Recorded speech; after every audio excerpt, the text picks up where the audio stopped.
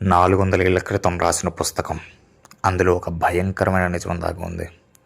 శ్రీ పోతులూరి వీరబ్రహ్మేంద్ర స్వామి గారి కాలజ్ఞానం చరిత్రను మార్చింది.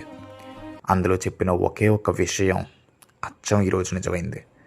ఆయన గోదావరి నది గురించి చాలా ఏళ్ల కింద ఒక అంచనా వేశారు. 5 పడగల పాము గోదావరిని దాటుతుంది అని రాశారు. అసలు అప్పట్లో గోదావరిపై బ్రిడ్జే లేదు. ఈ మాట అర్థం ఏంటి? అది ఎలా నిజమైంది? గోదావరిపై కట్టిన మొట్టమొదటి భారీ రైల్వే బ్రిడ్జ్ చూడండి. 5 ఉక్కు కమాండ్లు అంటే ఆ 5 పడగల పాము అదే. కొన్ని తరాల ముందు ఏ రైలు లేనప్పుడు ఈ కట్టడాన్ని ఎలా ఊహించారు? కేవలం ఇదొక్కటే కాదు, ఆయన చెప్పిన వందల విషయాలు ఈరోజు జరుగుతున్నాయి. మన కళ్ళ ముందే జరిగిన ఈ నిజాన్ని చూస్తే ఆశ్చర్యం కలగక మానదు.